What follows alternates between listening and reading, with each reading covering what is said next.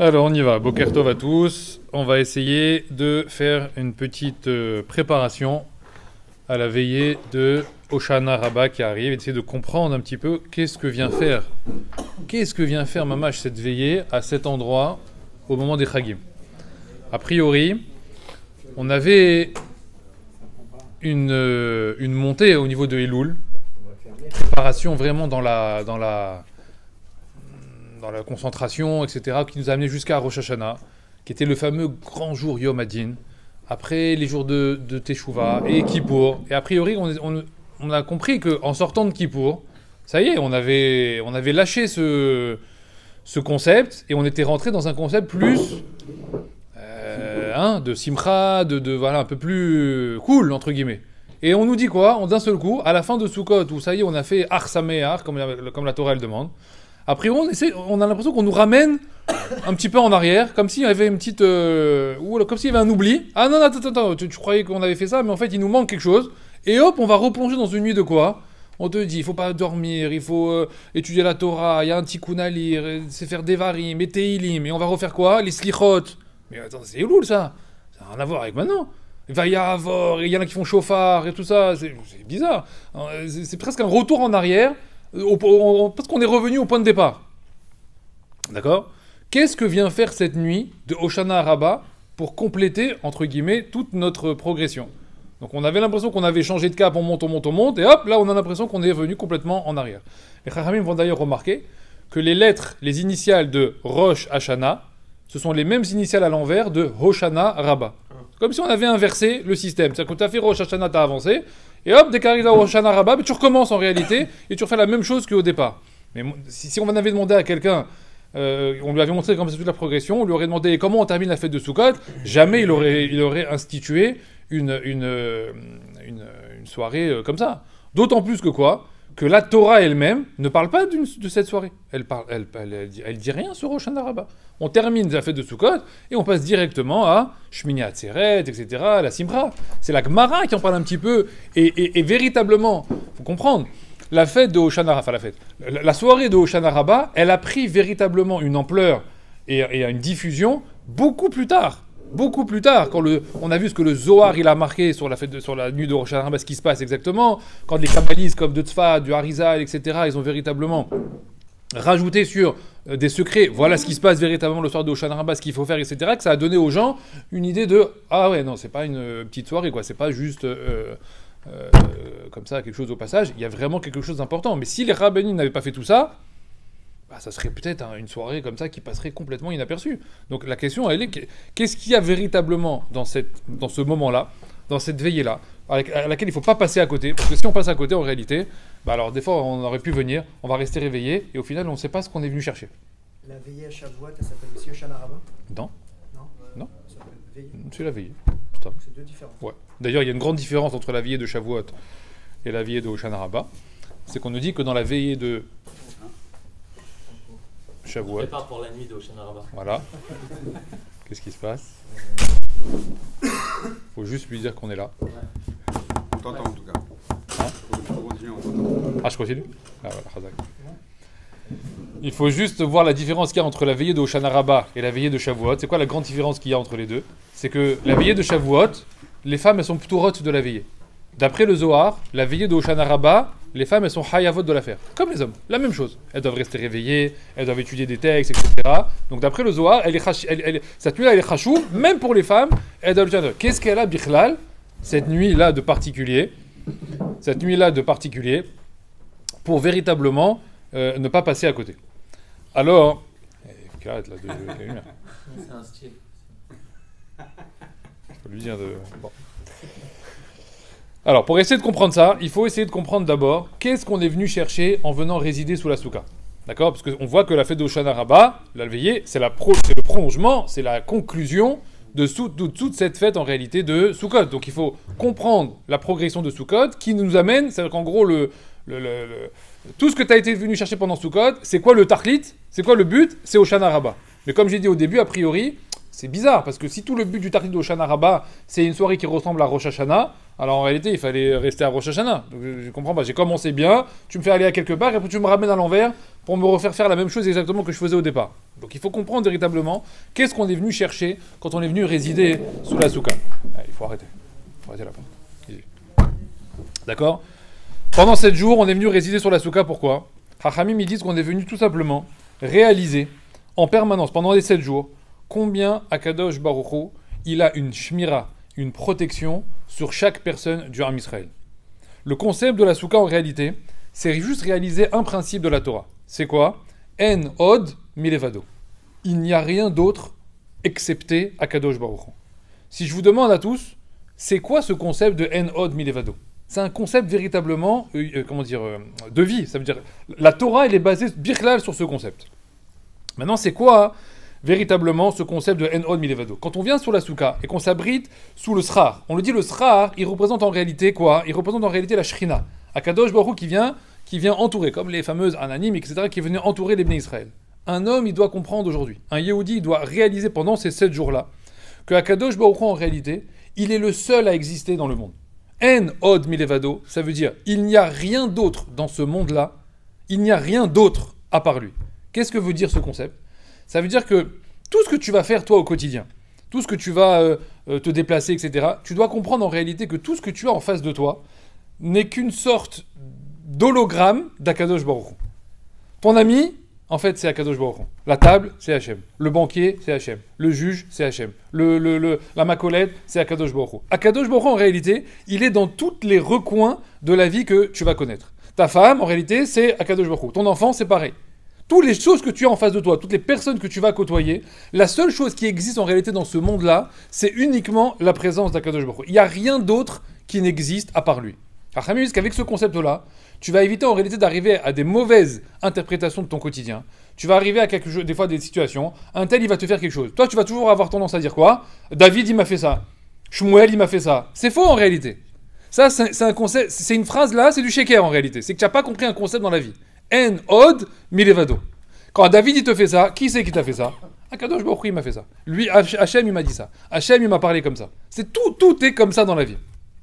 Maintenant on nous dit quoi? On lui dit qu'il n'y a rien, aucun instant dans ce monde, aucune seconde dans ce monde qui peut exister, si ce n'est avec la volonté que Akadosh Baruch Hu veut que ce moment-là existe. D'accord? Donc il n'y a pas un moment de vie, il n'y a pas une seconde, une demi-seconde, une milliseconde de vie, où c'est pas Akadosh Baruch Hu qui a décidé que ce moment-là devait exister. Si Hachem il décide une demi-seconde que ce moment-là n'existe plus, c'est terminé en réalité. Il n'y a plus rien. Rien ne peut se maintenir si ce n'est Bidvaro. C'est ça qu'on dit qu'on fait la bracha de Shakolnia, Bidvaro. Par sa parole, Akadosh Baruch Hu, il maintient le monde. En permanence en réalité.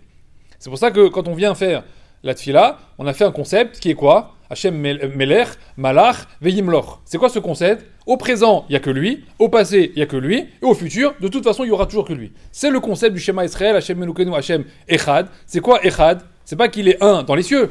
Il est unique. L'unicité, ça veut dire qu'en réalité, il n'y a rien à part lui. Toi, tu vas dire, bah si, il y a Hachem et les anges. Il y a Hachem et les hommes. Il y a Hachem et... Non, ça n'existe pas en réalité tout ça. Parce qu'à l'intérieur de chaque création, en réalité, c'est quoi? C'est Hachem lui-même. Donc en réalité, qu'est-ce qui existe dans le monde à part lui? Rien d'autre. Rien n'existe dans le monde si ce n'est Akadosh Baruch Hu. Je vais vous donner un exemple pour essayer de prendre conscience véritablement de ce concept-là.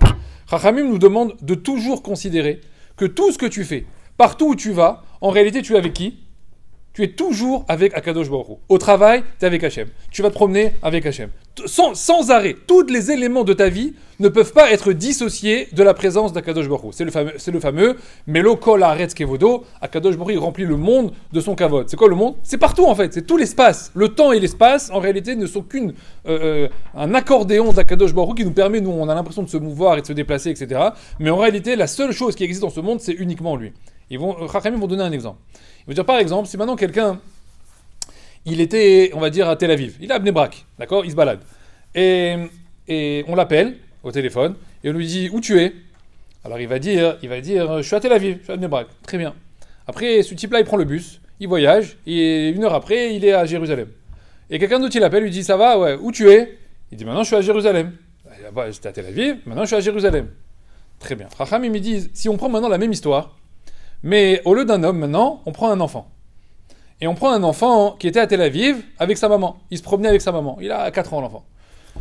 Il dit, si on pouvait parler avec cet enfant, On l'appelle à Tel Aviv, d'accord? On l'appelle à Tel Aviv. Et on lui dit, dis-moi, Tinok, où tu es? Il sait pas où il est, lui. Quelle est la seule réponse qu'il va donner? Je suis avec ma mère. Très bien. Après, il prend le bus avec sa mère et il arrive à Jérusalem. Tu le rappelles à Jérusalem. Tu lui dis, dis-moi, Tinok, où tu es? Qu'est-ce qu'il répond? Il répond, je suis avec ma mère. Il dit, mais je comprends pas. Partout où tu vas avec ta mère, tu n'as pas remarqué que tu avais changé d'endroit? Non. L'enfant, il a la capacité en réalité de faire quoi? De faire abstraction de tout le monde extérieur. C'est-à-dire que le monde extérieur n'existe pas. Le seul monde qui existe pour lui, c'est avec maman ou sans maman. Est-ce que je tiens la main de ma mère ou est-ce que j'ai perdu la main de ma mère? D'ailleurs, un enfant, dès que le monde extérieur, il prend conscience du monde extérieur, à quel moment? Quand il se retrouve perdu, tout seul. Je sais pas, il a lâché sa mère, il s'est retrouvé dans une foule, etc. Et là, il va commencer à crier et à paniquer, etc. Pourquoi? Parce qu'à ce moment-là, il prend maintenant conscience que, waouh, il y a un monde extérieur qui est nocif, qui est dangereux, etc. et qui pourrait m'arriver des choses et tout ça. Mais tu sais pourquoi tu es comme ça maintenant? Tu sais pourquoi tu as un pahad? Tu sais pourquoi tu as peur maintenant du monde extérieur? Parce que tu n'as plus la main de ta mère. Mais tant que tu avais la main de ta mère, ou que tu es dans les bras de ton père ou dans les bras de ta mère, le monde extérieur autour, il peut être mesouka, dangereux. Tant que tu es dans les bras et que ta maman sans arrêt, elle te rassure, t'inquiète pas, tu es avec moi, etc. Le monde extérieur, en réalité, n'a plus aucune existence. Rachamim me dit, c'est exactement pareil avec nous. On prend conscience et on commence à avoir peur du monde qui nous entoure. C'est une preuve en réalité de non-émouna. La peur qu'on a pour le monde extérieur, peur de mourir, peur d'être cambriolé, peur de tomber malade, peur de ceci, peur de cela, toutes les peurs qu'on a sans arrêt, en réalité ce sont l'expression de quoi? Tu as perdu la main d'Akadosh Baruch Hu. Tu as lâché la main d'Hachem et tu es tout seul dans ce monde. Parce que si tu tenais la main d'Hachem en permanence, en od milevado, il n'y a rien d'autre mis à part être avec lui, en pahad baolam. Hachamim me dit, c'est ça le sod de quoi? C'est quoi le sod de la ira? Vous connaissez cette phrase-là? Il n'y a pas de... Quoi? Pas de ira, route, mais ira de Shamaim. C'est quoi la ira? La seule ira qui existe, c'est laquelle? C'est la crainte du ciel. C'est-à-dire que quoi? Si tu as la crainte du ciel, il n'y a plus d'ira, il n'y a plus de pahad du monde extérieur.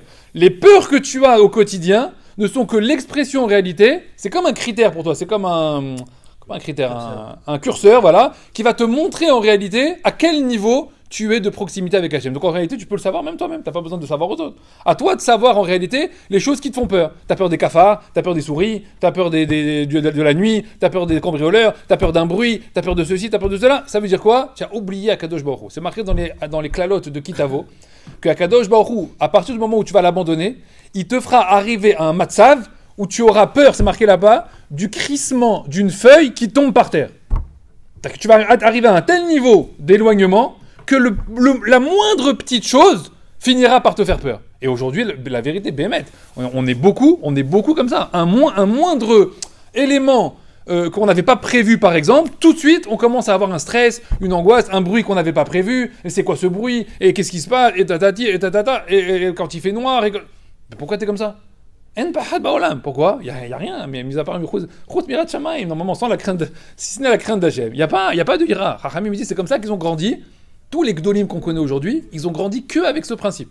Tu peux pas augmenter et tu peux pas progresser dans ta avodat Hachem sans ce principe. C'est impossible, parce qu'il est cachour avec la Emouna qu'on nous demande de gagner ici. La seule chose qu'on est venu gagner sur Terre, c'est ça, c'est la Emouna. Et la Emouna ne peut se gagner qu'avec ce principe de Yirat Shamaim. Et ce principe de Yirat Shamaim, il est cachour avec les Yira et les craintes que tu peux avoir au quotidien. Donc à toi maintenant, à nous maintenant, de comprendre ce concept-là. Quand est-ce qu'il faut l'emmagasiner ce concept? Quand est-ce qu'il faut commencer à le travailler? Chachamim me disent, pendant les 7 jours de Sukkot. Ce concept-là, il est fait pendant Sukkot pour que tu le travailles. Pourquoi? Parce que tu vas sortir d'une habitation où tu t'es tout barricadé. T'as mis une alarme, t'as mis des murs, t'as mis un toit, etc. Pourquoi tu fais ça? Pourquoi tu vis pas comme un bédouin dans le désert? Parce que tu vas me dire, j'ai peur moi, dehors, etc. Je vais me faire attaquer, tout ça. Donc qu'est-ce qu'on a créé? On a créé des bâtisses, on a créé des maisons, on a créé des immeubles, etc. En pierre, en dur, etc. Avec des vraies portes, des portes blindées, des 4 portes, des 4 serrures, etc. Pourquoi? Parce qu'on a peur en réalité. Qu'est-ce qu'il dit Hachem? C'est pas le bon système. C'est quoi le bon système? Le bon système va dans une cabane. Araï, complètement précaire. Tu es là-bas, tu es au gré de quoi? Du vent, du froid, des bactéries, des virus, tout est là-bas. Là-bas, tu peux tomber malade et te faire attaquer, tout est comme ça. Aval, où est ta Yirat Shamayim? Là-bas, quand tu rentres sous la souka, c'est pour ça qu'on l'appelle Tsela de Emenuta. C'est l'ombre là-bas de quoi? On l'appelle pas l'ombre de la souka. Comment on l'appelle dans la Zohar? Tsela de Emenuta. L'ombre de la Emuna. Quel rapport Emouna? Quel vadaï? Parce qu'on a dit que c'est Kachour avec la Emouna. À partir du moment où tu vas rentrer dans la souka, Ken, quoi? Non, lol, pahad. Moi, j'ai pas peur. À Kadosh Baruch Hu, justement, il faut comprendre que la Shrina, elle va être tout le temps avec moi. Donc, il faut emmagasiner. Il nous reste encore quelques jours. Que pendant ces 7 jours-là, une fois que après, je vais sortir de cette souka, quand je vais marcher, quand je vais dormir, quand je vais travailler, où que j'aille, quand je vais me promener, avec qui je suis? Si je pense que je suis moi tout seul, avec ma femme et mes enfants, etc., c'est une erreur. C'est une taout. Avec qui on est les enfants? Combien on est? On part à 4. Combien on est? On est 5. Si c'est 5. Pas on est 4. Tu sais pas compter ou quoi? Non? On est 5. Quoi? Il y a toi, et qui? Il y a Hachem. Quoi? Vous avez oublié Akadosh Baruch Hu avec moi? C'est une folie ça. C'est pour ça que les gens Chachamim ils vont dire on va aller voir comment ils vont se comporter. Ils essaient d'avoir une avoda. Et dès qu'ils arrivent en vacances, tu vois quoi? Eh ben on se met en maillot, on se découvre, et on se met des trucs, etc. Qu'est-ce que tu fais là? Tu as oublié qu'il y avait Hachem? Ah, il n'y a pas Hachem. Comment ça il n'y a pas Hachem? Hachem il est là tout le temps.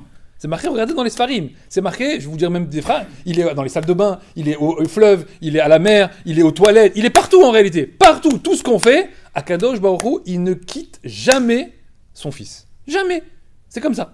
Seulement, si nous, après, on commence à avoir une attitude qui est méprisante, où on montre en réalité que quoi? Comme s'il n'était pas là, c'est marqué, qu'est-ce qu'il fait? Il se avec la Shrina. La Shrina, elle s'en va. Et cette de part de Shrina, cet éloignement de Shrina, va faire naître chez nous du quoi? Des peurs, des angoisses, du stress, etc. Et nous, on ne sait pas d'où ça vient. Le mal du monde aujourd'hui, c'est quoi? Stress, angoisse et les peurs. C'est que ça. C'est ça, c'est le mal du monde. Ils prennent des cachets, etc. D'où il vient ce mal-là? Parce qu'il n'y a pas Yirat Shamayim. Parce qu'il n'y a pas de proximité avec Hachem. Moi, je dis le meilleur médicament, arrête de prendre des médicaments. Arrête de prendre des médicaments, ça sert à rien. Alors, comment tu travailles? Tu travailles ta Emouna. Tu dois absolument arrêter de dire oui, et si je sors à telle heure, et la voiture, machin, et si je prends l'avion, et si je prends le train, et si je vais aller là-bas, Oh, arrête des bêtises. Alors, Chachamim, ils disent, il ne faut pas que ce soit non plus incompatible avec ce qu'on appelle la prudence. La Torah nous demande d'être prudent, prends des bonnes décisions. Moi, je ne t'ai pas demandé d'aller dans un lieu où tu sais très bien que tu vas te faire canarder, etc. Là t'es juste stupide, d'accord? Parce qu'il y a une teva dans le monde, d'accord? Il y a comment ça s'appelle? Il y a des axiomes qu'Hachem il a créés. Hein, quand tu passes à Jenin, bon bah a priori Jenin, elle ne dit pas Eno milevado, Hachem il va me sauver. Non, ça marche pas. Hachem il dit pas à ce moment-là. Pourquoi? Parce qu'Hachem il aime pas faire des nissim pour rien. D'accord? Tu t'es mis dans une situation toi-même de débile, et ben maintenant tu te débrouilles tout seul. D'accord? Donc ça marche pas comme ça. Chachamim me dit donc là, tu fais le prudent, mais une fois que tu as fait la prudence, après, qu'est-ce qu'il y a? Il arrive, parce que quand je me prie, il a envie qu'il arrive. Quand maintenant je vais me triturer l'esprit, et je vais pas prendre ce vol, et je vais pas prendre l'avion, et je vais comme ça, ils sont angoissés comme ça. C'est pas un concept de vie, ça. Le concept de vie, c'est d'être toujours associé avec Akadosh Baruch Hu. Chachamim me disent que c'est ce que David Amelech il a écrit dans un de ses Teilim. Il a dit, si tu prends Akadosh Baruch Hu comme repère, si tu prends Hachem comme berger, il dit là-bas, Hachem Roi, hein? Hachem Roi, c'est le fameux Misbor, les David qu'on lit le vendredi soir. Hachem Roi, qu'est-ce qu'il dit là-bas? Lo Ersar. Si Hachem, il est ton berger, donc là, t'as un petit mouton, tu sais pas où aller. Alors, qui c'est qui va te guider dans la vie? Ben, prends Hachem, il y a mieux que lui pour être celui qui va te guider, il n'y a pas mieux que lui. Alors, David, il te dit, Hachem Roi. Hachem, il est mon berger. Et si Hachem, il est mon berger, Lo Ersar. C'est quoi Lo Ersar? Il ne me manquera rien. Jamais. Je serai jamais perdant. Si Hachem, c'est lui mon berger, Lo Ersar Mikol. De rien, je vais manquer. Seulement, nous, on fait des calculs. Oui, mais si je mets ce truc là, et si je vais là, et donc je vais perdre comme ça, et là, je vais gagner mieux.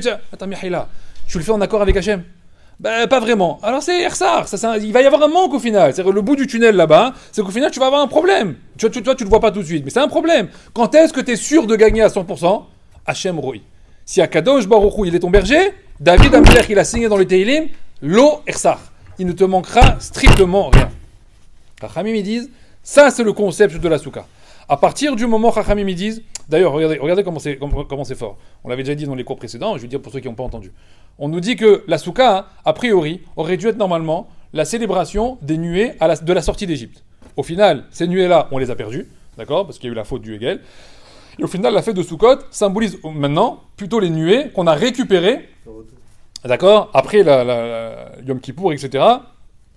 Donc après la Kapara qu'on a eue de la faute du Hegel, d'accord. Seulement, au départ, on avait 2 nuées. Et au final, comment on en a eu? On en a eu 7. Chachamim dit, je comprends pas. Avant la faute, on a 2. Et après la faute, tu nous doubles. Ça veut pas tu nous doubles, tu nous quadruples le chiffre. Tu aurais dû nous en 2 et 2. C'est-à-dire, on garde au moins la même chose. Mais pourquoi maintenant plus? C'est-à-dire que Birkla, c'est comme si maintenant, t'incitais les gens à fauter. Ça veut dire, les gens, ils voient. C'est comme un enfant, tu vois. Tu lui dis, ne fais pas ça. Il fait, et maintenant qu'il fait pardon, qu'est-ce que tu lui dis? Bon, tu lui rends et tu lui donnes plus. N'importe quoi, l'enfant, qu'est-ce qu'il va dire? Elle est belle. Ben, je vais refauter la prochaine fois. Parce que moi, j'avais 2 au départ. Et que je vois qu'après la faute, j'ai pas 2, j'ai 10. Donc c'est magnifique. Alors je vais continuer à fauter. Hachem, c'est ce qu'il a fait ici. Comment ça se fait que le concept de Souka, il soit plus fort, il soit plus grand, il soit plus protecteur après la faute? Rachamim disent, de là tu dois voir la Ha'ava qu'Hachem il a avec toi. De là tu comprends le concept de Ha'ava illimité qu'Akadosh Baruch Hu il a avec ses enfants. C'est-à-dire qu'il comprend qu'un homme, il est capable de fauter. Il sait qu'un homme, il est capable de tomber. Mais quand il voit qu'un homme, il a fait tchouva, et il est revenu sur ce qu'il a fait, il dit ça c'est tellement fort, ce retour sur soi, cette remise en question qu'il a eue, que je suis obligé de le récompenser pour ça. Et donc la fête de Sukkot va prendre toute son ampleur en réalité quand? Après la faute, pas avant la faute. La fête de Sukkot, c'est justement l'homme qui faute. C'est ça quand on sort dans la Soukha. Il faut rentrer Be'arna'a, avec soumission, avec pahad, etc. Un peu de la tête baissée. Pourquoi? Parce on a fait des avérotes. C'est pour ça qu'on est parti sous la Soukha. Hachem dit, mais maintenant que vous êtes sous la Soukha, waouh, c'est génial, c'est incroyable, cet élan que vous avez envers moi. D'ailleurs, je vous l'ai ramené déjà. Mais comment on appelle la fête de Sukkot avant la faute? Dans la paracha de Mishpatim, il n'y a pas encore eu la faute du Hegel. Là-bas, c'est la première fois qu'on va nous parler des Chagim. D'accord? Dans la paracha de Mishpatim. Là-bas, on va nous énoncer déjà les Chagim. Comment on va nous appeler la fête de Sukkot? Là-bas? Non, la fête de Sukkot, elle est appelée là-bas Chaga Asif. Mazé Chaga Asif, ça va être une fête du ramassage. Quand on ramasse la récolte, etc. Elle s'appelait à la base Chaga Asif. Cherchez bien. Il n'y a pas une seule fois le mot Sukkot. Ça n'existe pas en réalité. Par contre, après la faute du Hegel, Hachem il va changer son nom. Et il va l'appeler Hagasukot. D'un seul coup, on va voir arriver dans la Torah Hagasukot. Pourquoi? Parce que maintenant, la Souka, elle prend une importance, elle prend une ampleur qui est celui de quoi? Après la faute, je protège quand même le Ham Israël. Mais sinon, la fête de Sukkot ne se serait jamais appelée comme ça. On aurait appelé comment? La fête Haga Asif, la fête de la moisson. Ça aurait été une fête de la moisson, etc. Quand on ramène la quantité de nourriture engrangée, etc. Mais c'est tout. Ça n'avait rien à voir en réalité avec la fête de Sukkot. Mais maintenant qu'il y a eu la Vera du Hegel et la Tchouva des Bnei Israël derrière, maintenant on lui a changé son nom. Hachem il a dit, je suis obligé de changer son nom. Pourquoi? Bistrout Ham Israël. Pour votre mérite à vous. C'est que le nom de la fête de Sukkot, il est presque un signe de notre réussite en réalité dans cette Teshuvah qu'on a fait là-bas. Donc Hachem il a changé le nom pour nous montrer justement cette Soukha. Donc il faut comprendre que c'est ça qu'on est venu chercher à l'intérieur de la fête de Soukha, de la fête de Sukkot, à l'intérieur quand on rentre de la Soukha. Maintenant, on va s'approcher petit à petit de Hoshana Rabbah. C'est marqué dans une Gemara, dans Bechorot, d'Afret Amoudbet, c'est marqué là-bas dans Bechorot. Il y a une discussion qui s'est passée entre Rabbi Yehoshua ben Hanania et des Goïm, des sages là-bas d'une ville, etc. Et ils ont vu arriver Rabbi Yehoshua ben Hanania et ils ont voulu lui poser une question à Rabbi Yehoshua. Qu'est-ce qu'ils ont fait? Ils sont venus le voir et ils lui ont dit, dis-nous Rabbi Yehoshua, regarde. Ils lui ont mis devant lui 2 œufs. Des œufs de poule, des œufs. 2 œufs comme ça, ils lui ont mis 2 œufs. Ils lui ont dit, puisque vous êtes si chacham que ça, vous les juifs d'Israël, dis-nous quel œuf vient d'une poule noire et quel œuf vient d'une poule blanche. Voilà, puisque vous êtes si intelligent. Est-ce que tu es capable de nous dire de quelle poule vient chaque œuf? Qu'est-ce qu'il a fait Rabbi Yehoshua ben Hanania? Il a dit, je reviens dans 2 minutes. Il est parti. Il est revenu avec 2 morceaux de fromage. D'accord? Il a mis les 2 morceaux de fromage ici. Il a dit, je répondrai à la question des œufs si vous êtes capable de me dire quel morceau de fromage vient d'une chèvre blanche et quel morceau de fromage vient d'une chèvre noire. Si vous me répondez, alors je vous répondrai pour les œufs. Voilà la discussion entre Rabbi Yehoshua ben Hanania et le Chachamim. Le Maharsha, sur place, il dit, c'est quoi cette blague-là? À quoi elle joue la Gemara là? C'est quoi ces histoires là? Des œufs, des fromages, etc. Avec ça à faire la Gemara de nous raconter des sipourim comme ça? On comprend rien, c'est quoi ces histoires? Alors, écoutez bien ce qu'il dit le Maharsha. Le Maharsha en réalité il dit, voilà ce qu'ils ont demandé les Chachmé Atuna on les appelle là-bas. Voilà ce qu'ils ont demandé ces sages-là à Rabbi Yehoshua ben Hanania. Ils lui ont dit, Rabbi Yehoshua on comprend pas. Il dit, on voit que dans votre calendrier, à vous, il y a 2 périodes qui se font face. Keneged, l'une par rapport à l'autre. L'une par rapport, on voit que les 2 périodes se ressemblent. Enfin, elles se ressemblent, mais en même temps, elles ont une vie complètement différente l'une et l'autre. Quelle période? Il dit comme ça, Maharsha, hein, il dit du 17 Tammuz au 9 Av. On connaît cette période. Du 17 Tammuz au 9 Av, d'accord? Entre Chet HaEgel et la faute de Meraglim. C'est pas la même année, mais en tout cas, c'est les 2 dates qu'on connaît. Mais nous, chaque année, entre le 17 Tammuz et le 9 Av, c'est devenu 3 semaines, hein, les Shosha des Boranuta, c'est les 3 semaines difficiles, on appelle les 3 semaines de deuil, etc., un peu compliqué. Il dit Kenegedze, il dit le Maharsha, on comprend pas. Quoi? Vous avez 3 autres semaines, 21 jours, entre Rosh Hashanah et Hoshana Rabbah. Il y a aussi là-bas 21 jours. Pourquoi ici il y a 21 jours et ici il y a 21 jours? Pourquoi là-bas les 21 jours entre 17 Tammuz et le 9 Av, ce sont des jours noirs? Pourquoi entre le premier Tishri et le 21 Tishri, ce sont des jours blancs? On ne comprend pas. Pourquoi là c'est blanc et là c'est noir? Ils ont demandé cette explication-là, comme ça il dit le Maharsha, à Rabbi Usha ben Hanania. Alors maintenant il faut essayer de comprendre la question. Je vous ai ramené déjà qu'à l'origine, il y a un midrash dans Parashat Pinchas qui explique à quel endroit normalement devaient tomber les Chagim. D'accord? Ceux qui ont écouté les Shurim, à quel endroit devaient normalement tomber tous les Chagim. Si on se rappelle, à quel moment devait tomber normalement ce qu'on appelle Yom HaZikaron. Yom HaZikaron, c'est ce que nous on a appelé après Rosh Hashanah, hein, le fameux Yom Hadin. Mais à la base, comment il s'appelle dans la Torah? Dans la Torah, c'est pas marqué Rosh Hashanah, c'est marqué quoi? Yom HaZikaron. C'est un jour de souvenir de la création de l'homme. Quand est-ce qu'Akadosh Baruch Hu il avait prévu qu'on fasse ce jour-là de Yom HaZikaron? D'après le Midrash qu'on a ramené déjà plusieurs fois, il devait tomber normalement le 17 Tammuz. Le 17 Tammuz devait être le jour de Yom HaZikaron. Donc, on a reçu la Torah le 6 Sivan.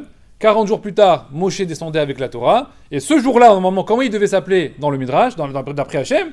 C'était Yom HaZikaron. C'était le jour du souvenir de la création de l'homme. Pourquoi Hachem, il voulait déplacer la création de l'homme à sa date initiale et la mettre au 17 Tammuz? Pour une bonne et simple raison. C'est que la création de l'homme n'a d'intérêt qu'avec la Torah. S'il n'y a pas de Torah, la création de l'homme ne me sert à rien. Pourquoi? Comme il dit le Mishnah Bura, il est Kach Nivra Adam. L'homme n'a été créé que pour quoi? Que pour le Limud Torah. C'est pour ça qu'Hachem, quand il a créé le monde, il l'a laissé en suspens pendant des centaines d'années, en attendant l'acceptation des Bnei Israël à Matan Torah. Quand ils ont accepté la Torah le 6 Sivan, Hachem a dit c'est bien, on a remis le monde à sa place, et le 17 Tammuz, le jour où je vais descendre l'étape de la Torah véritablement chez Adam Arishon, là Adam Arishon, il va prendre toute son ampleur et toute la justification de sa création. Donc quand est-ce qu'on aurait dû faire Yom HaZikaron, le jour où Adam, entre guillemets, a été créé, le vrai jour de la création de Adam Arishon, c'est quand en réalité? C'est pas premier Tishri, c'est le jour Bichlal où il se lie avec la Torah Akedosha. Donc Hachem, il nous a dit normalement dans le Midrash, Yom HaZikaron devait tomber le 17 Tammuz. Chachamim il demande, et quand est-ce que devait tomber le jour de Kapara? Le jour de Kapara Haolam, Kaparat Haolam. Quand est-ce qu'il devait tomber? 21 jours plus tard. C'est quand? Le 9 Av. D'accord? Le 9 Av, ça devait être normalement le fameux jour, Yom Slicha, Kapara, Mechila, etc. Ça devait être un grand jour comme ça de Tfila, en réalité. Ok? C'est pour ça d'ailleurs que, à la place de ça, malgré tout aujourd'hui, pour d'autres raisons historiques, nous on a l'impression que c'est les raisons historiques, mais en réalité c'est les raisons réelles par rapport au Midrash, que c'est pour ça que ce jour-là, du coup en fait, au final, qu'est-ce qu'on fait? On jeûne quand même, on fait les 5 Inouïm, d'accord, comme Kippour, etc.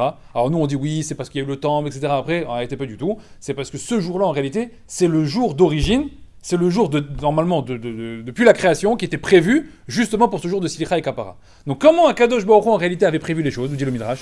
Il dit comme ça, Hachem il avait prévu de donner la Torah au Ham Israël le 17 Tammuz, et il avait prévu un travail avec cette Torah de 21 jours, pour arriver enfin au 9 Av, de faire un grand jour de Kapara, de Mechila, de Tfila, sur quoi? Sur Tikkun HaOlam. Donc les Bnei Israël devaient à ce moment-là faire un grand jour de Tikkun, un grand jour de Kapara, et Hachem il a dit, après ce jour-là, magnifique, nickel, après on rentre en Eretz Israël, et c'est terminé, on fait venir le Mashiach, et zéou. D'accord? Ça devait se terminer comme ça. 21 jours de travail, entre 17 Tammuz et 9 Av, et tout va bien. Qu'est-ce qui s'est passé?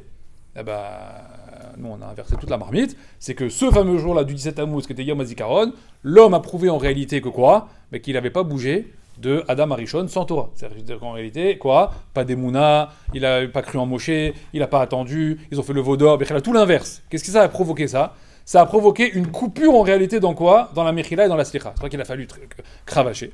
Et une fois qu'on a demandé à Kadosh Baruch Hu de nous redonner une chance, le fameux pardon qui nous a été donné, c'est quand? C'est au moment de Tishri. Hachem, il nous a redonné ces 21 jours-là. C'est pour ça que pendant Tishri, du 1er au 21, on retrouve 21 jours de quoi? De Tfila, de Mechila, de Slicha, de Kapara, etc. pour essayer justement de rattraper le coup qu'on avait prévu au départ. Maintenant, où est-ce que c'est marqué ça? Qu'est-ce qu'on devait faire? Alors, Chachamim, ils disent que la première fois que Kadosh Baruch Hu, il a reçu Moshe Rabbeinu, d'accord? Il l'a reçu au buisson, d'accord? Kadosh Baruch Hu, il a dit à Moshe, tu vas dire au Bnei Israël que moi, à Kadosh Baruch Hu, je les attends sur cette montagne. Ils vont sortir d'Égypte, d'accord? Tu vas les livrer là-bas, et moi, je les attends sur cette montagne. Et là-bas, vous regarderez le verset. Kadosh Baruch Hu dit à Moshe Rabbeinu, comment il se présente à Moshe? Il se présente avec le mot Eye. Eye, c'est le nom d'Hachem, d'accord? Eye. Valeur numérique du mot Eye 21. Le nom d'Hachem Eye, c'est combien? Kaf Aleph. C'est 21. Ça veut dire qu'Hachem, il lui dit quoi à Moshe Rabbeinu? Quand les Bnei Israël vont venir sur cette montagne, je vais leur donner 21 jours de Kapara, 21 jours de Tikkun, pour terminer toutes les erreurs de Adam Arishon, etc., et faire le Tikkun Haolam. Moshe Rabbeinu, à ce moment-là, vous allez voir dans le texte, il va avoir un petit soupçon de quoi? Un petit peu de manque de Emouna. Qu'est-ce qu'il va dire à Hachem? Mais ils ne me croiront pas. Ils ne me croiront pas. Les Bnei Israël ne me croiront pas quand je vais venir leur dire qu'ils vont sortir d'Égypte, etc. Chachamim me disent que ce manque de Emouna qu'il a eu Moshe en réalité, ça sera le sémel, le symbole du manque de Emouna que vont avoir les Bnei Israël en attendant Moshe qui va redescendre. En fait, il a créé un défaut dans le système. À cause de ça, les Bnei Israël vont eux aussi avoir un manque de Emouna au moment d'envoyer Moshe au Arsinaï, ce qui va provoquer la faute du Vaudor. D'où on le sait, que du coup ça va provoquer ça. C'est que juste après, Hachem lui dit, bon, il va avoir un manque de Emouna. Alors dis-leur, Ayez, Asher, Ayez. Comme ça, c'est marqué dans le texte, dans Parashat Shemot. Alors quoi? Que je suis qui je suis. Quand on traduit dans le texte, ça veut dire ça. Ayez, Asher, Ayez. Hachamim me demande, pourquoi tu répètes 2 fois maintenant? Ayez, Asher, Ayez. Pourquoi il y a 2 fois le mot Ayez? Hachamim me disent, parce qu'à cause du manque de Emouna de Moshe Rabbeinu, le premier Ayez qui était les 21 jours entre 17 Tammuz et 9 Av, ils vont sauter. Et il va falloir les remplacer par une autre période de 21 jours, d'accord? Le deuxième Ayez du verset, qui sera pendant la fête pendant Tishri, Sukkot, etc., pendant ces jours-là. Donc ce qui veut dire en réalité que pendant ces 21 jours qu'on a, qu'est-ce qu'on a essayé de travailler? On a essayé de réparer en réalité l'erreur qu'on a faite entre le 17 Tammuz et le 9 Av. Maintenant, le but de tout ça, ça veut dire la conclusion de tout ça, on nous dit c'est Hoshana Rabbah. C'est-à-dire qu'on ne peut pas terminer le travail, la réparation, etc., si on ne termine pas en réalité avec Hoshana Rabbah. Mais quand on voit Hoshana Rabbah, c'est une nuit qui est très ambiguë, qui est très contradictoire. Pourquoi? Parce qu'on nous dit quand même c'est la suite de la Simcha, on est toujours dans Sukkot, c'est-à-dire qu'on est toujours dans un jour de Simcha, etc. Mais on nous dit aussi, attention, hein, c'est une nuit très, comment dire, il faut être sérieux, c'est une nuit, il faut faire des slichot, il faut, faut pas rigoler, etc. Le Zohar, il va ramener que cette nuit-là, on va faire 2 tikkun, 2 tikkunim sur l'homme. C'est lequel? Il dit le Zohar, il dit tikkun la'enaim, ve tikkun la paix. C'est le tikkun des yeux et le tikkun de la bouche. Pendant toute la veillée. Je vous explique. Chachamim, ils expliquent que en réalité, c'est moins grave, écoutez bien cette phrase, c'est moins grave de parler d'ivrei chol pendant Kol Nidre ou Neila, c'est moins grave que de parler d'ivrei chol pendant la veillée de Hoshana Rabbah. Comme ça, c'est marqué. Comme ça, c'est marqué. C'est-à-dire que Chachamim, ils te disent, tu veux parler, parle pendant Neila, c'est pas grave. Parle pendant Kol Nidre, c'est pas grave. Mais pendant la nuit de Hoshana Rabbah, quel tikkun tu fais? Tu fais tikkun la paix. C'est pour ça qu'on va te dire, fais des textes, lis des teilim, fais des slichot, fais de vayavor, etc. Étudie la Torah. Pourquoi? Ta bouche, elle doit être occupée à quoi? Elle doit être occupée à des choses kodesh. Pourquoi? Parce que la principale source de Averot d'un homme, elle est où? Elle est uniquement dans sa bouche. La principale source, Rechilou, Moti Shemra, Lachonara, etc. Tout ce qui peut faire de négatif, d'accord, avec ses lèvres, avec sa bouche. C'est pour ça que Chachamim, ils vont nous dire que, je vous donne par exemple un exemple. À la fin de Hoshana Rabbah, qu'est-ce qu'on va faire? À la fin de la veillée, on nous dit, on va prendre des haravot. Chachamim me dit, ça représente quoi les haravot dans le bouquet? Ça représente les lèvres. Comme par hasard, tu prends celui qui représente les lèvres. Et qu'est-ce que tu fais? Tu frappes par terre. Chavit, velabarir, chavit, velabarir. Tu frappes. Chachamim me dit, à qui ça s'adresse ça? Il faut essayer de comprendre ça. C'est quoi cette phrase-là? Chavit, velabarir. Chavit, ça veut dire frappe, sans bracha. La barir. frappe sans bracha, frappe sans bracha. Combien il faut frapper par terre? Rachamim dit 5 fois. 5 fois, il faut le faire. Havit, vela baré, havit, vela baré, 5 fois. Pourquoi 5 fois? C'est quoi tout ce inyan là qu'on fait pendant la veillée de Shavuot? Alors, pour essayer de comprendre, il faut répondre à une question de savoir de quoi va dépendre du coup la veillée de Shavuot. De quoi va dépendre ma réussite, la réussite de la veillée de Shavuot. Alors la première chose, Chachamim nous disent, il faut le comprendre, on va le comprendre ça, avec une halakha dans Yom Kippour. À Yom Kippour, on nous dit que quand on commence Yom Kippour le soir, on arrive à Arvit, et dès qu'on rentre dans Yom Kippour, on nous autorise à faire Baruch Shem Kevod Malchuto à voix haute. D'accord? Dès qu'on commence le jour de Kippour. Quand on a terminé 25 heures de jeûne, ouais, on arrive à la fin de Kippour, Motsai Kippour, on fait Arvit de Motsai Kippour, d'accord? Et là on nous dit quoi? C'est fini, tu reprends maintenant Baruch Shem Kevod Malchuto Avabas. Maintenant, si on fait une comparaison individuelle d'une personne le soir Erev Kippour et le soir Motsai Kippour, a priori, la Gdusha supplémentaire, elle est à la fin de Kippour. Tu as fait 25 heures de jeûne, 25 heures de tfila, c'est ici que tu as atteint quand même une mahala supérieure au début de Kippour. Parce qu'au début de Kippour, tu viens de te taper 3 repas, t'arrives, t'es bien, on te dit fais la prière de Kippour. Bon, pour l'instant, la vérité, c'est une prière vite normale, il n'y a rien de spécial. Et là, on te dit non, Tchekedin Kemalachim. Moi, a priori, j'aurais plutôt pensé qu'on devient des malachim à la fin de Kippour. Donc Hachem, il aurait dû inverser. Il aurait dû dire au début de Kippour, vous restez normal, et je vous donnerai un srout à la fin de Kippour de pouvoir prononcer le Baruch Shem Kevod Malchuto à voix haute. Non, Hachem, il fait le contraire. Au début de Kippour, il n'y a pas de problème, mais à la fin de Kippour, bah non, t'as jeûné, bah non, bah tu redeviens un homme normal. C'est bizarre. De quoi ça dépend en réalité, la halakha? Hachamim, ils disent, la avodat Hachem, et le srout qu'Akadosh Baruch Hu nous donne, il ne dépend que d'une chose. Il ne dépendra jamais d'un résultat obtenu. Nous, on pense... Quand j'ai dit cette phrase-là, juste avant, quand j'aurais comparé les deux, c'est parce que nous, on pense résultat. Nous, on pense qu'on a obtenu à la fin. A priori, dans le Montrol, comment on juge quelqu'un? On juge quelqu'un sur ce qu'il a, sur ses résultats à la fin. Donc, si à la fin, tu es arrivé à un bon niveau, alors je te récompense. Mais si au départ, tu n'as que des bonnes intentions, mais tu n'as toujours rien prouvé, dans le Montrol, comment c'est? Ben, je vais pas te donner. Oui, papa, j'ai envie de ranger ma chambre. Ouais. Et donc? Bah voilà, c'est bien, non? Fais-moi un cadeau. Ah bah non. Bah, d'abord, on va voir si tu sais ranger ta chambre, et à la fin, quand tu as rangé ta chambre, quand le résultat il est là, et ben, recommence. Ça, c'est le Montrol. Hachem, il dit, moi, dans ma Torah, ça n'a rien à voir avec ça. Moi, je n'ai rien à faire du résultat. Obtenu, pas obtenu, c'est pas ça qui m'intéresse. Alors, ça dépend de quoi, alors? La réussite d'un événement, il dépend de quoi? Chachamim, ils disent, la réussite d'un événement ne dépend que d'une chose, c'est de ce que toi, tu veux. Uniquement de ton ratson. Or, à Kadosh Baruch Hu, c'est marqué, Roé Kelayot Valev. Hachem, il scinde, il scrute les reins et les cœurs. Il sait très bien ce qu'il y a à l'intérieur de toi. Or, quand tu commences Kippour, quand tu es au tout début de Kippour, Hachem, il regarde ton ratson à l'intérieur. Et ton ratson, au début de Kippour, il est lequel?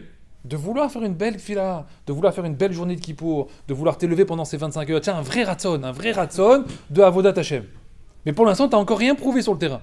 Qu'est-ce qu'il te dit, Hachem? Ce ratson-là, il est tellement fort que dès maintenant, je t'appelle Malach.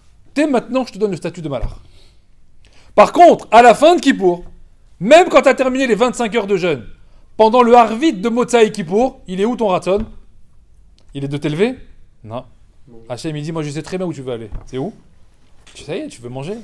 Tu vas aller manger, t'as faim, ça fait une demi-heure que tu regardes ta montre. Ah, encore une demi-heure, ah, encore 20 minutes, ah, encore un quart d'heure, etc. Ça s'appelle comment ça? Ça dépend de ton ratson. Comme ton ratson, il est plus du tout dans Avodat Hachem, il est plus du tout dans une progression, dans une volonté de t'élever, il est dans une volonté de quoi? Bah ça y est, je vais aller manger, sortir, prendre mon téléphone, etc. Qu'est-ce qu'il te dit Hachem? Bien que t'aies prié 25 heures, ton ratson me prouve en réalité qu'il n'y a plus de notion de Avodat Hachem. Donc qu'est-ce que tu fais? Tu refais Baruch Shem Kevod Malchuto à voix basse. Par contre, au début de Kippour, où j'ai vu chez toi une tlaavout, ça y est, tu t'es prêt, t'es préparé, t'es comme un lion, tu vas te préparer pendant 25 heures, dès le départ. Mais t'as encore rien fait, t'as même pas encore prononcé un mot de tfila, tu as à peine commencé. Qu'est-ce qu'il dit Hachem? Hey, moi je vois ton ratson, je vois que t'as envie. Et quand t'as envie, Hachem il dit, eh ben je t'appelle Malach. Tout les Chachamim disent, le premier élément qui te donne la réussite d'un événement, comment tu vas réussir un événement, c'est pas ce que tu vas faire pendant l'événement. C'est quoi? C'est comment tu vas l'aborder.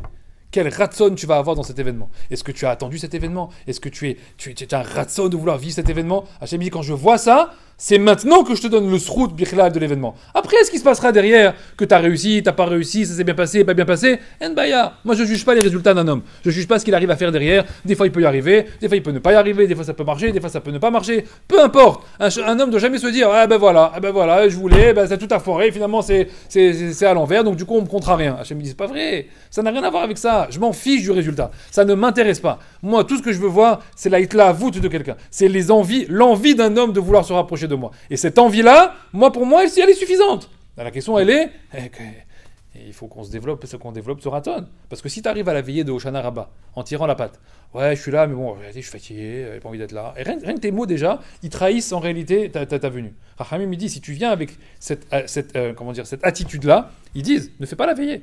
Tu vas te faire avoir. Tu es faible déjà. Tu arrives déjà faible. Tu arrives déjà limite vulnérable. Le Yetzer Hara, il faut savoir, il n'attend qu'une chose.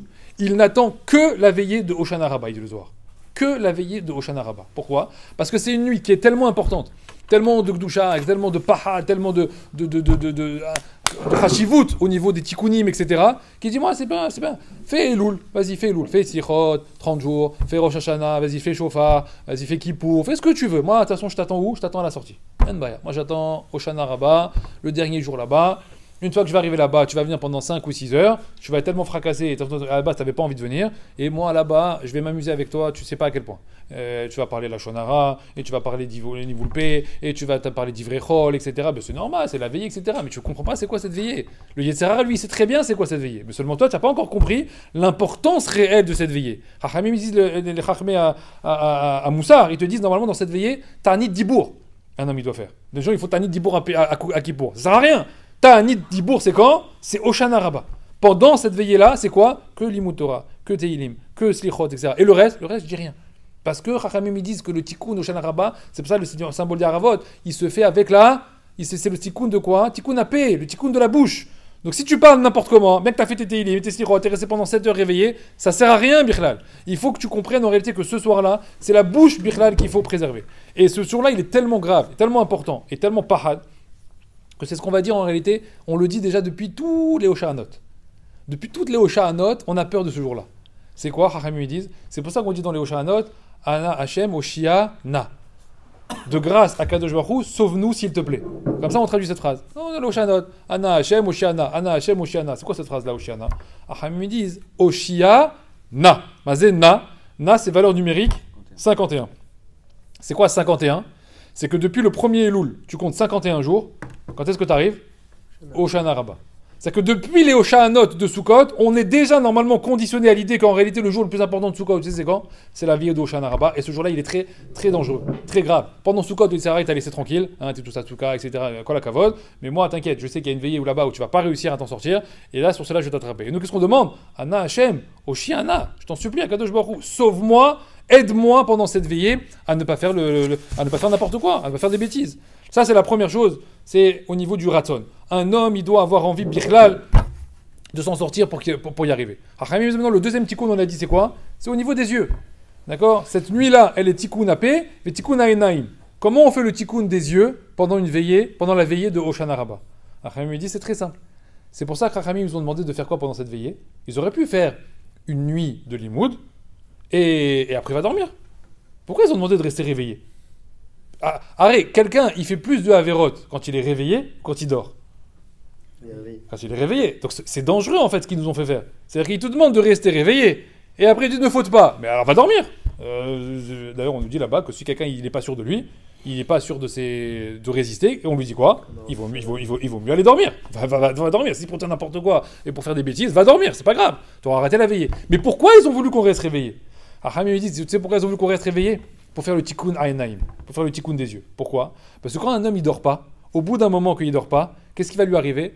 Ils disent comme ça les Chachmei Kabbalah, que les yeux ils vont commencer à piquer, ils vont commencer à brûler, il va commencer à avoir mal aux yeux, il va faire comme ça, etc. Chachamim dit ça c'est quoi ? C'est tikkun aïnaïm.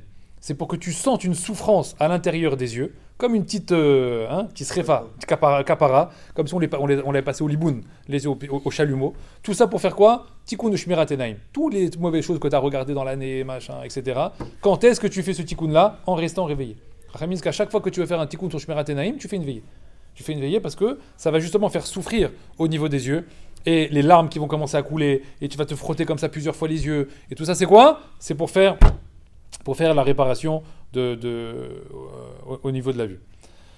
Maintenant, dernière chose que je voulais vous dire. Donc, on a vu quoi ici? On a vu deux choses. De quoi ça dépend en réalité la réussite d'une veillée? Première chose, du ratson. Bichlal, du ratson. Et la deuxième chose, shmirat edaïm, mais shmirat tapé. Il ne faut pas parler. Si tu veux que cette veillée-là, elle ait un intérêt, il faut, bichlal, ne rien dire de chol, ne rien dire de blague, etc. C'est pas le moment de faire des blagues, c'est pas le moment de rigoler, etc. Et elle est dure, c'est-à-dire parce qu'elle est longue.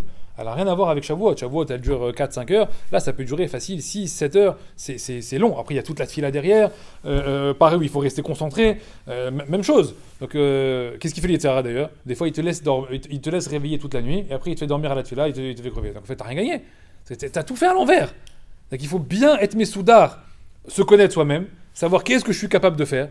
Dès que je commence à sentir que non mais là ça y est je m'égare, ni j'écoute le cours, ni j'étudie, je fais que rigoler avec mes copains, etc.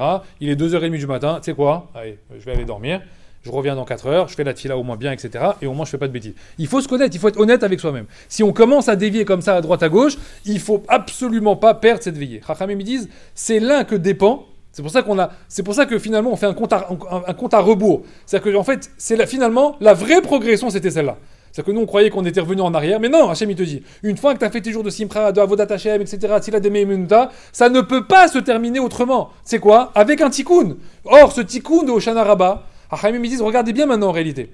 Si on dit que les 21 premiers jours, entre 17 Tammuz et 9 Av, ce sont les mêmes 21 jours qu'entre 1er Tishri et Hoshana Rabbah, en fait, le vrai jour de Yom Kapara, c'est lequel? C'est Hoshana Rabbah, au final. Puisqu'il est calé avec le 9 Av, qui était le tikkun de départ prévu par Hachem comme un jour de Slicha, Kapara et Mechila. Nous, on croit que ce qui a remplacé le 9 Av, c'est le 10 Tishri. Pas du tout. Le 10 Tishri, il a été là parce qu'on a reçu le pardon d'Hachem par rapport au Chet Hagel ce jour-là. Il est descendu, donc on en a fait un jour de Sipra parce qu'ils ont pleuré, etc. Mais le vrai jour, faut pas se tromper, le vrai jour de tikkun qu'Hachem il avait prévu, c'était le 9 Av. Or, on nous dit que la correspondance du 9 Av avec nous aujourd'hui, donc ce vrai jour de Kapara, c'est lequel? C'est le jour de Hoshana Rabbah. Vous vous rendez compte? Ça veut dire que Hoshana Rabbah, c'est le vrai moment, c'est le vrai Zman qu'Hachem avait prévu à l'origine, ce qu'on appelle Yom Kapara à Mekori, il dit là-bas le Midrash, le jour de Kapara d'origine, c'est lequel? C'est le soir de Hoshana Rabbah. Il n'y en a pas un autre. Et toute la journée après qui va suivre, c'est la même chose. Elle a une chashivut. Toute la journée, c'est une chashivut énorme. C'est le jour, c'est Yom Hoshana Rabbah. Pourquoi il n'y a pas de cours chez Orim? Fais Teilim, fais Limoud, etc. Là-bas, j'ai dit la nuit, parce que la nuit, c'est le tikkun par rapport au Enaïm, etc. Ça a déjà fait une grosse partie. C'est marqué au Yitzhara, il attaque l'homme essentiellement pendant cette veillée, pendant la veillée Birchal de Hoshana Rabbah. Donc c'est pour ça qu'on a mis tous les forces de notre côté. Mais la journée de Hoshana Rabbah, Chachamim dit normalement, il faut faire Shne Mikre Vechat Targum de Vezot Abracha pendant cette journée-là. Il faut lire Teilim, il faut étudier la Torah, etc. pour ne pas rien laisser au Yetzirara. Pourquoi? Parce que c'est marqué que le Yetzirara, il attend toutes les fêtes. Il dit comme ça le Zohar, je l'ai sous les yeux ici. Il attend la veillée de Hoshana Rabbah, et ce jour-là, il vient et il se moque des bénis Israël. Et il dit à Hachem, tu as vu? Elul, Slichot, Vayavor, Shofar, truc Rosh Hashanah, machin, ils ont fait des jeux, Tanya, regarde comment ils finissent. Ils sont en train de faire des blagues, ils sont en train de rigoler, etc. C'est ça? Ils nous accusent comme ça. Celui qui s'est bien comporté pendant Hoshana Rabbah, à la fin de la fête, à la fin de la soirée, il prend les haravot. C'est qui les haravot, Chachamim disent? C'est les lèvres du Yetzirara. Tu prends les lèvres du Yetzirara et tu les frappes par terre. Et tu lui dis maintenant tais-toi. Tais-toi pourquoi? Parce que regarde, j'ai réussi à faire le tikkun. Toi, tu te moques de moi? Or, Chachamim disent, mais ça ne change pas que le Yetzirara, il a le droit de nous accuser sur nos imperfections ou sur nos contradictions. C'est vrai qu'on n'est pas parfait. Mais qui t'a dit qu'on devait être parfait? Hachem s'est marqué, il a dit, moi j'accepte la faute. C'est ce que je vous dis tout à l'heure. Hachem, il accepte l'erreur. C'est quoi? Il veut juste un ratson. Si le ratson, il était bon. Si l'homme, il voulait absolument s'en sortir. Après, il lui est arrivé des bricoles. Qu'est-ce qu'il dit à Kadosh Baruch Hu? Moi, c'est le ratson que je juge. C'est pour ça que quand on frappe, après, qu'est-ce qu'on lui dit? La barich. Chavit, vela barich. On frappe, et on fait pas de bracha. Là-bas, c'est pour alachiquement dire qu'il n'y a pas de bracha, de bénédiction sur le maasé de frapper la harava. Mais c'est pour dire aussi au Satan, on te frappe les lèvres parce que tu sais quoi? La barich, c'est quoi la bracha? Bracha, c'est la perfection. Il n'y a pas de perfection. On est en train de dire au Satan, tu nous accuses de ne pas être parfait, mais c'est alors. Hachem, tu crois qu'il a créé des robots? Il a créé des malachim? Non, il a créé des hommes. Et il sait très bien ce qu'on vaut. Seulement Hachem, quand il voit qu'on fait des efforts, qu'on fait tchouva, et qu'on essaie de revenir à chaque fois, qu'est-ce qu'il fait Hachem à chaque fois? Hasadim tovim. Il nous donne encore plus. Ce qu'on a dit au début. C'est-à-dire qu'au lieu de nous remettre au même niveau, non, Hachem dit, vous étiez à un niveau, vous avez fauté, je suis pas content. Ah, on a fait tchouva. Pas je vous redonne ce que vous aviez. Non, je vous donne et je vous redonne encore. Pourquoi? Parce que moi, je vois que vous avez envie à chaque fois de vous faire pardonner, de vous rattraper, etc. Comment ça marche, ça? Comment ça marche qu'on est capable, bien que tout est perdu pour nous? Ça veut dire qu'en réalité, il n'y a rien à garder. Et finalement, Hachem, il nous garde quand même. Pourquoi Hachem, il nous garde? Ça, a priori, à un moment donné, Hachem, il aurait dû nous jeter depuis longtemps. Vous avez vu tout ce qu'on a fait dans le Nar? Toutes les périodes qu'on a eues contre lui. Combien de fois, à un moment donné, tu le jettes, ce peuple, prends un autre. Attends, Hachem, il nous garde. Selon quel principe il nous garde? Comment ça marche? Alors, il y a une histoire qui ramène comme ça, et qui dit qu'un jour, il y avait un rave, il était sur un bateau, et il avait avec lui son fils et sa fille. Petit, comme ça, 2 enfants. Malheureusement, ce bateau, il y a eu des vagues, etc., et le bateau, il a commencé à sombrer en mer. Il s'est retrouvé dans l'eau, avec une petite barque comme ça, une petite planche. Il avait son fils et sa fille comme ça dans les bras. Et il essaie de nager, il est en pleine mer, il essaie de nager, et au bout de, je sais pas, à un moment donné, au bout d'1 heure, il commence vraiment à fatiguer, il n'en peut plus, personne ne vient l'aider. Alors, ce rave-là, il connaissait très bien la halakha, et il essaie de faire un calcul, de faire un rejbon. Qu'est-ce que je dois faire, halachiquement parlant? J'ai mes 2 enfants dans les bras. Si je garde comme ça, on meurt les 3. Voilà. Si je reste comme ça, on va mourir tous les 3. Donc il demande, après la halakha, qu'est-ce que je dois faire? Et il commence à faire de pilpoulim dans sa tête. Qu'est-ce que je dois faire? Je connais ça. Et il cherche. Halachiquement parlant, ça c'est mieux. Non, ça c'est pas mieux. Non, ça c'est permis. Non, ça c'est moutard, etc. Quelle est la bonne attitude à avoir? L'histoire nous dit qu'il arrive à la maskana, qu'il doit lâcher sa fille. Il doit garder son fils, pour l'instant, tant qu'il peut, et il doit lâcher sa fille en pleine mer. C'est halakha. Il est arrivé à cette maskana. Alors qu'est-ce qu'il fait? Il se tourne vers sa fille. Il lui dit, voilà, Biti, ma fille, je t'aime. Ne crois pas que je fais ça parce que je t'aime pas. Mais voilà, j'ai plus de force. Et d'après la halakha, je dois t'abandonner ici et je dois te laisser en mer. C'est comme ça, c'est la halakha, je peux rien faire. Ne crois pas que je t'aime pas, ne crois pas que c'est contre toi, etc. Mais sinon on va tous mourir. Et j'ai pas le droit de nous mettre tous les 3 en danger. Donc il faut choisir. Et d'après la halakha, c'est comme ça que je dois faire. Qu'est-ce qu'elle dit l'histoire? Que sa fille, elle commence à hurler. Elle commence à crier. Mais non, papa, mais moi j'ai que toi. Et si tu me laisses ici toute seule, et qu'est-ce qui va venir de moi? Il y a des trucs, c'est dangereux, et la mer, et je vais me noyer. Papa, ne me laisse pas. Elle commence à crier, elle commence à pleurer, et elle s'agrippe comme ça à son père. Il dit, ma fille, je suis désolé, je peux pas. Elle s'agrippe, elle crie, elle hurle. Qu'est-ce qu'il fait son père? Avec les cris de sa fille, et avec les pleurs comme ça de sa fille, il retrouve comme ça de la force, il retrouve de l'énergie. Je peux pas te laisser, je peux pas. Les cris, ils me hantent rien que maintenant déjà, dans les oreilles. Quand je vais te laisser, non. Alors du coup, il la réagrippe comme ça, et il retrouve des forces, et il essaie comme ça de s'en sortir, etc. Et au final, il arrive à la rive d'à côté, et au final, il a sauvé les 3. Hachamim me disent, mais à l'arrière parlant, j'aurais dû la jeter, pourquoi il la garde? C'est pourquoi il la garde? Pas parce qu'il doit la garder, il la garde, parce que les cris, ils sont tellement stridents. L'amour que cette fille a pour son père, ils sont tellement forts que son père il dit je peux pas. Bah tu sais qu'on a qu'à mourir tous les 3 au final. C'est pas grave, on mourra tous les 3, mais elle je peux pas la laisser parce qu'elle crie vers moi. Hachamim me disent c'est ça qu'on fait nous. On arrive à Hoshana Rabbah. Hachem, tu veux pas nous sauver? Tu veux nous laisser? Tu veux nous lâcher? Ana Hachem Oshiana. Ana Hachem Atzlichana. Hachem sauve-nous. Quoi? Hachem il écoute. Non, je peux pas vous sauver, Ça y est, vous êtes trop des tocards, vous êtes trop des Bar Laverot, d'Avarian, etc. Hachem, on a que toi. Qu'est-ce que tu vas nous laisser comme ça en pleine mer? On crie vers lui. Hachem dit, ces cris-là qu'on a vers lui, cette filote-là qu'on a vers lui, ce Hachamim dit, c'est quoi? Ça lui donne de la force à lui, Bichlal. Hachamim, ils disent, il y a 2 versets qui ont le même mot. C'est marqué comme ça, hein, qu'Hachem, il a ce qu'on appelle Oz, d'accord? Quand je dis là-bas, quand on ramène le Sefer Torah, c'est le Sefer Torah. À qui il l'a donné? Oz le'amo yiten. Il a donné de la force à son peuple. C'est marqué comme ça. Hachem, Oz le'amo yiten. D'accord, vous laissez ce verset. C'est marqué Oz. Mazé Oz. Oz, c'est la Torah. La force, c'est la Torah d'Hachem. À qui il l'a donné? Oz, Léamo, à son peuple. Yiten. Il a donné, la Torah, il a donné cette force au Ham Israël. Très bien. Mais à l'origine, Hachem, il a ce Oz. C'est-à-dire que Hachem, il a quelque chose qu'on appelle Oz, et il décide de le donner au Ham Israël. Hachem, il me dit, mais tu me dis pas d'où il vient ce Oz? D'où il vient ce Oz? D'où Hachem, il a ce Oz? Ben, il y a un autre pasouk du Teilim, un autre verset dans un autre Teilim, qui dit comme ça, qui dit Tenu Oz l'Elokim. Donnons le Oz à Akadosh Baruch Hu. Qui c'est qui lui donne cette force? C'est nous, en réalité. C'est-à-dire qu'à l'origine, ce Oz, qui lui donne? C'est moi.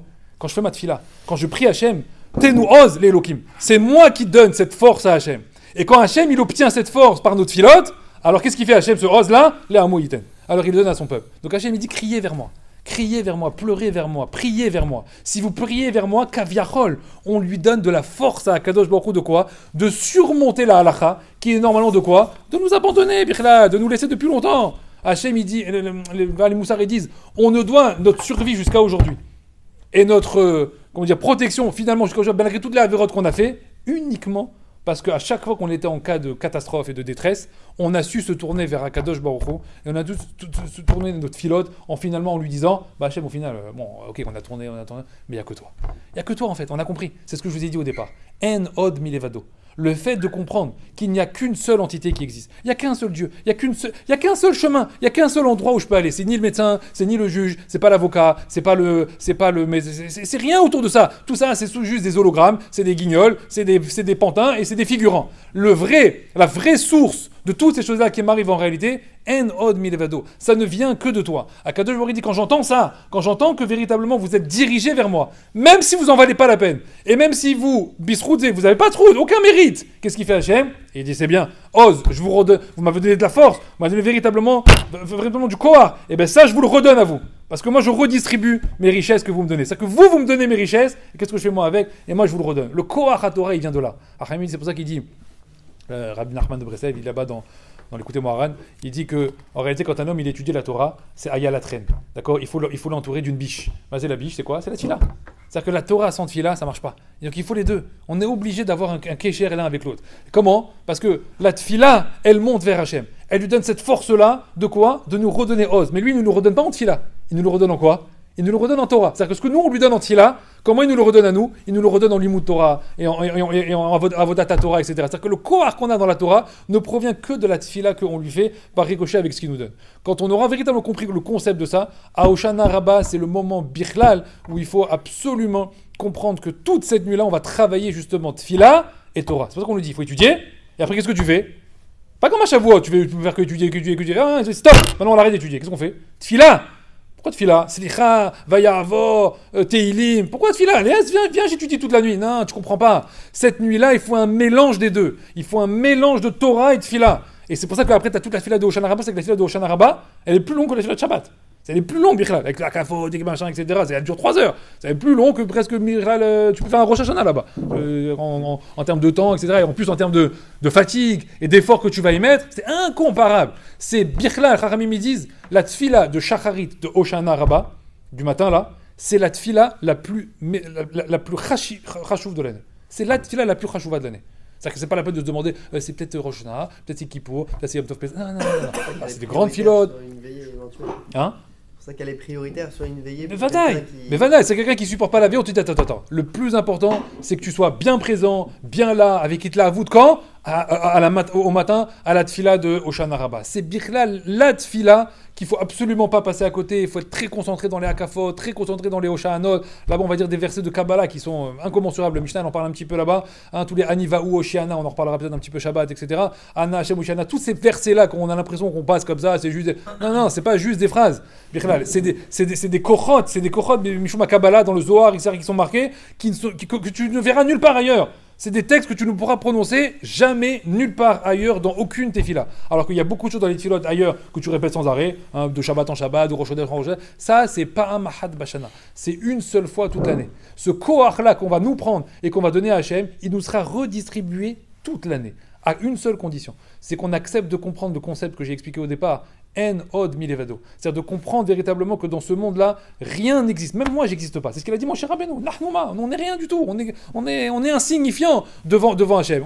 Il nous a donné un semblant, en faisant un tzimtzum, il nous a donné un semblant d'action, d'activité, je bouge le bras, etc., dans un espace, etc. Mais en réalité, tout ça, c'est du dimion, c'est que de l'imaginaire. Le seul élément qui existe dans ce monde-là, Hachem Echad, c'est uniquement Akadosh Baruch Hu. Quand j'aurai véritablement rendu à Akadosh Baruch Hu sa couronne, c'est ça le Yimloch, le Olam Baed, et qu'il est le Melech. C'est-à-dire qu'il est Melech, il n'a pas besoin de nous, Bichlal. Il est déjà Melech avant, après, etc. Il n'y a pas besoin. Nous, on est là uniquement pour accepter ce concept et lui redonner véritablement tout ce qui lui appartient. Quand Hachem il verra véritablement ça, alors il nous redonnera à nous. Parce qu'il est Chesed, c'est un Dieu Rahman.